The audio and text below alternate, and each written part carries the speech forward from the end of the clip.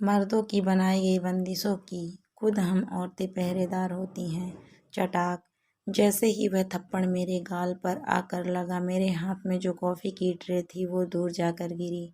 Tray में रखे सभी कॉफ़ी कप के टुकड़े टुकड़े हो चुके थे। हर तरफ फर्श पर टूटे हुए कप के टुकड़े बिखरे हुए थे और मैं भी फर्श पर एक तरफ गिरी पड़ी थी। कुछ होश नहीं था। कुछ पल के लिए मेरा दिमाग शून्य हो चुका था। शायद थप्पड़ बहुत जोर से पड़ा था या फिर मैं उस थप्पड़ के लिए तैयार नहीं थी। उस थप्पड़ की गूंज से पूरे हॉल में शांति हो गई थी। किसी के भी मुंह से एक लफ्ज ना फूटा। मम्मी जी के चेहरे पर कुटिल मुस्कान आ गई। आखिर वो उनके दूध का कर्ज जो उतार रहा था।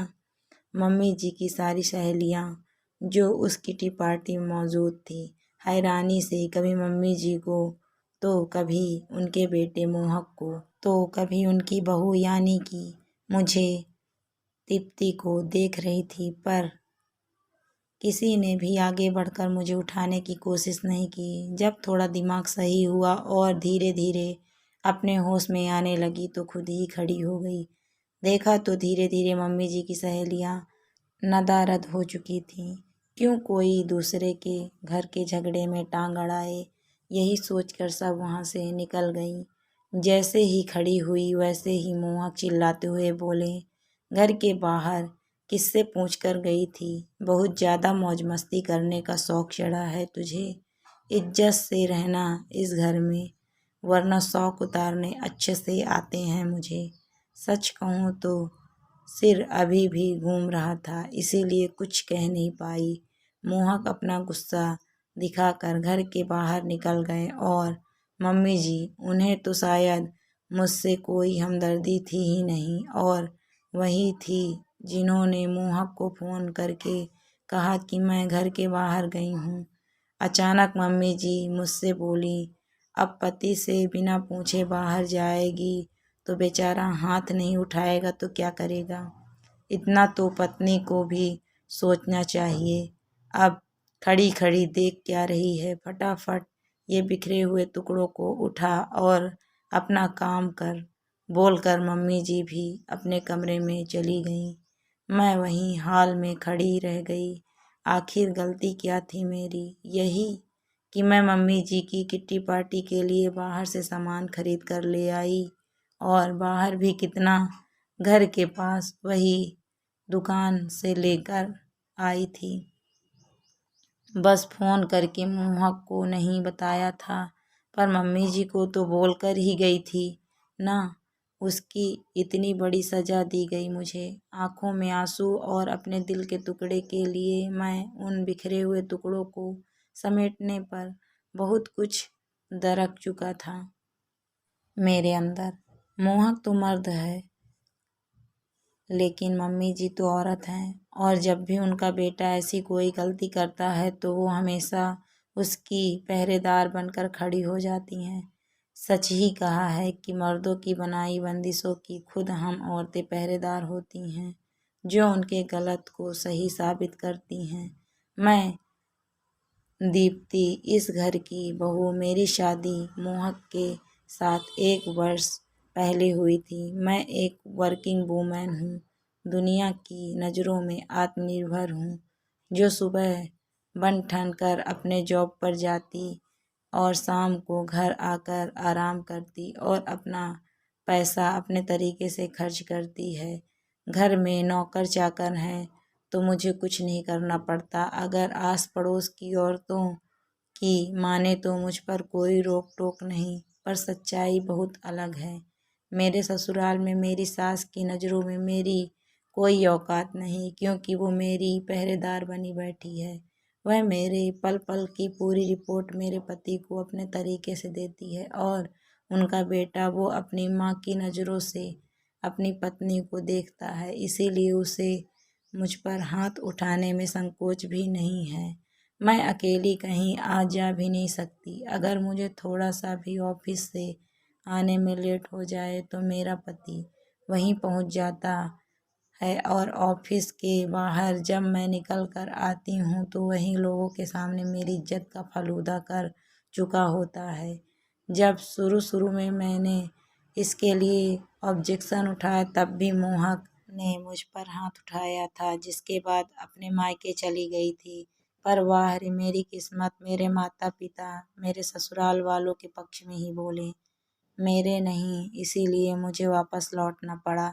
बस फिर क्या था, उसके बाद तो इन लोगों की हिम्मत ही बढ़ गई। मेरी सारी सैलरी का हिसाब किताब इनके पास होता। अगर अपनी मर्जी से मैं कुछ खर्च कर दूं तो उस दिन मेरा खाना दुश्वार हो जाता।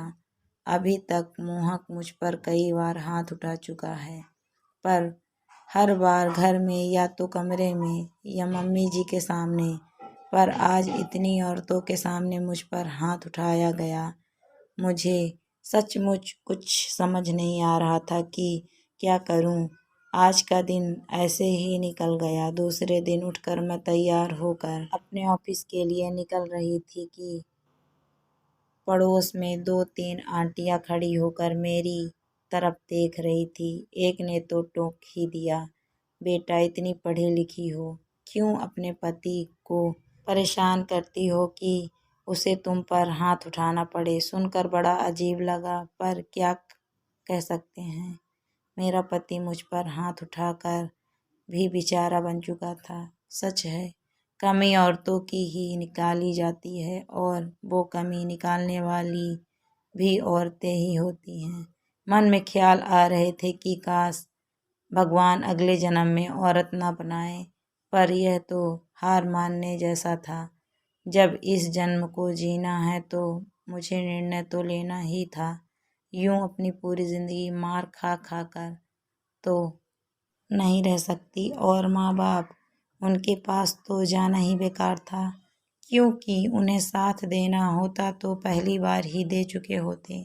सबसे पहले अपने ऑफिस पहुंची, छुट्टी के लिए अप्लाई कर बैंक गई, जहां पर मैंने अपने सारे अकाउंट के पासवर्ड डिलीट कर सब बदले और अपने अकाउंट को अपने अंडर में लिया। इसके बाद निकल कर सीधे महिला पुलिस थाने पहुंची और अपने पति और सास के खिलाफ कंप्लेन की। मेरी कंप्लेंट पर तत्काल ही सुनवाई हुई और 3 महिलाएं कांस्टेबल के साथ मुझे घर के ससुराल भेजा गया, जहां उन्हें देखकर दोनों के हाथ पैर फूल गए और उन दोनों ने हाथ जोड़कर मुझसे माफ़ी मांगी। हालांकि जिस तरीके से वो लोग मुझे देख रहे थे, मुझे पता था कि वो दोनों मुझ पर बाद में हाथ उठाएंगे, फिर भी मैंने उन्हें माफ़ किया, लेकिन साथ ही साथ मेरी जान को जोखिम में है ये थाने में ज़रूर लिखवा दिया, जिसके बाद दोनों को वार्निंग देकर छोड़ दिया गया। कांस्टेबल के जाने के बाद मेरे पति ने मुझ पर हाथ उठाने की कोशिश की, पर इस बार मैंने भी पलटकर 2-3 चांटे उन्हें रसीद कर दिए। देखकर मम्मी जी चिल्लाई, अरे पति पर हाथ उठाती है, शर्म नहीं आती तुझे? अगर घर की इज्जत ऐसे ही उछालने का शौक है तो यहाँ क्यों पड़ी है? तलाक क्यों नहीं दे देती? नहीं मम्मी जी, तलाक तो मैं दूंगी नहीं। आखिर इतनी आसानी से आप लोगों को कैसे रहने दूं? आपने जो मेरी ज़िंदगी बर्बाद की है उसका खामियाजा तो आपको भी भुगतना ही पड़ेगा। मैं अकेले क्यों भुगतूं? चाहती तो जेल भेज सकती थी, पर फिर भी नहीं भेजा, क्योंकि शायद उससे मुझे सुकून नहीं मिलता। बस आज के दिन तो कुछ भी मैंने किया, उसके बाद मेरा आत्मविश्वास बढ़ चुका था। मैं उन्हें लोगों के नाक के नीचे रहती हूँ, अपनी मर्जी से अपनी ज़िंदगी जीती हूँ, पर वो लोग बड़बड़ाने के अलावा कुछ नहीं कर सकते। उन लोगों ने मेरे माता पिता को भी बुलवाया था, पर मैंने हाथ जोड़कर उन्हें मना कर दिया कि आप लोगों को अब कुछ बोलने की ज़रूरत नहीं है। दोस्तों, आपको ये स्टोरी कैसी लगी? अगर अच्छी लगी है तो प्लीज़ वीडियो को लाइक करें, शेयर करें, कमेंट करें। Thank you for watching my video.